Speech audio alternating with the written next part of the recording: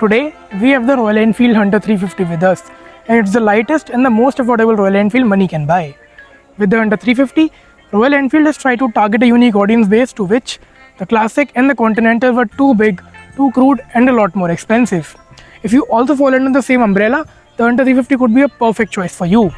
Stay tuned till the end as we cover every detail of the Hunter 350 and tell you whether you should buy this or not. Before starting, let me request you to please subscribe to the channel as the channel is fairly new and we are trying really hard to put up interesting content for you. With that being said, now start with the video.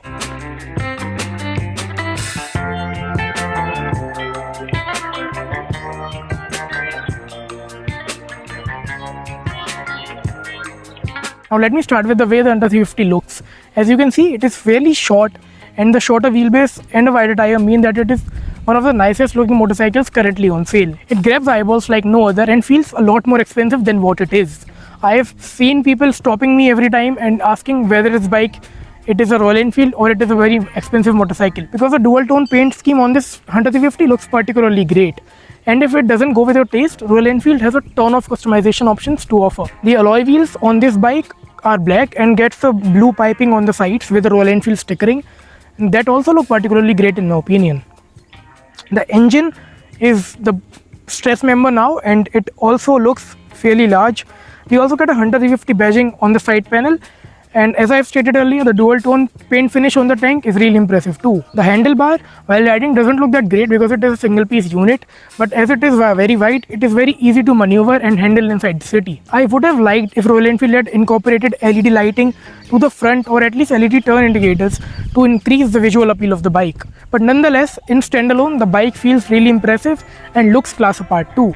Now if I start with the riding position of the Hunter 350, as you can see, it is quite a short vehicle, not in terms of length but in terms of height as well. So if you measure more than 6 feet in height, this couldn't be a perfect bike for you, because let me show you.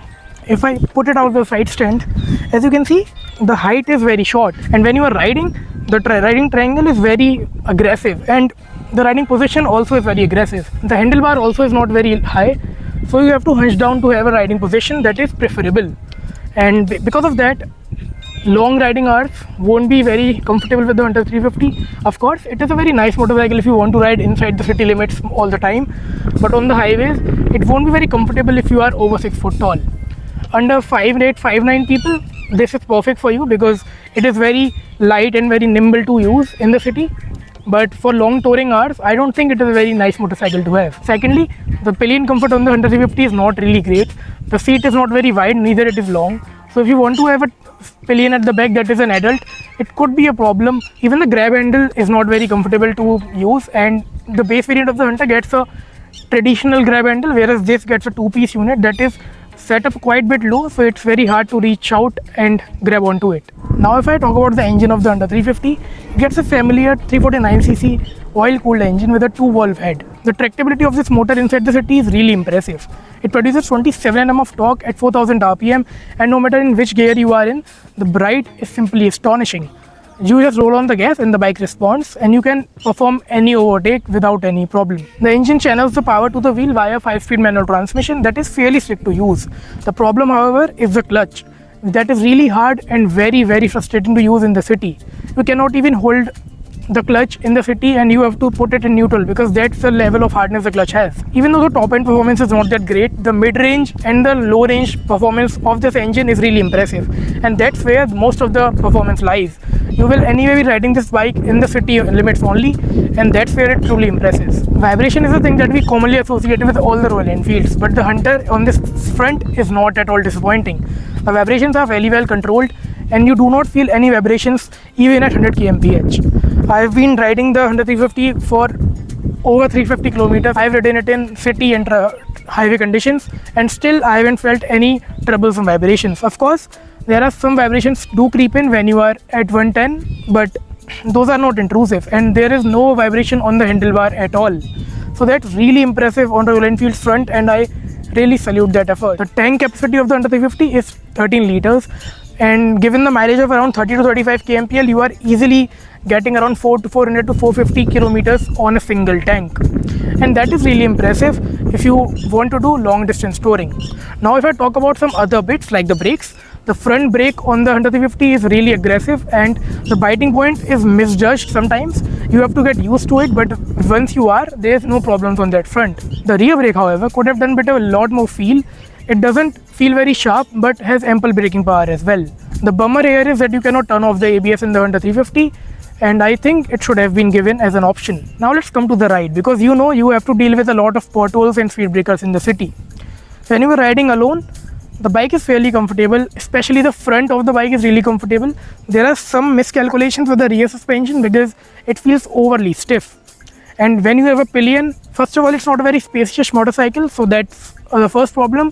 And secondly, as the rear suspension is quite stiff, the pillion will obviously feel some discomfort. If I talk about the overall paint quality and the fit and finish levels, the Hunter 350 comes out as a charm. The dual tone paint on this motorcycle is really impressive, and so is the switch gear quality. We also get an emergency signal switch. With the one press of a button, you can turn all the indicators on. But here's a caution: always use it when you need it. If you're not stranded on the road, do not use it in the rain or fog, because it doesn't make sense. If there is another area where the Hunter 350 feels unlike any other Royal Enfield, it has to be in terms of handling. Let me tell you that the Hunter 350 is the nicest handling Royal Enfield I have ridden till date. It is very nimble. The short wheelbase along with a very quick steering means that you can manage the city traffic and the switching to the lanes very easily. If I sum up the overall engine performance of the Hunter 350, it is a very sweet motorcycle to ride in the city, accompanied by a very fruity exhaust note. At the lower city speeds, it really sounds very cool and everybody notices it. If you are looking for a bike with which you can cruise on the highways, the Hunter 350 could fit the bill perfectly, but not if you are a tall passenger. It gets a very capable powertrain and a very refined engine, but the problem lies with the seating position that is not very preferable for tall passengers. Overall, the Hunter 350 is everything you'd never expected from a Royal Enfield, and it is targeted towards new millennials and college goers. You can attract all the attention with the exhaust note while pottering around the town without changing a single gear. That's the beauty and the charm of a Royal Enfield Hunter 350. I hope you like this video, and if you did, you know what to do. Like this video, subscribe to the channel, and also comment your suggestions and feedback on this video. I'll see you in the next one. Till then, stay safe.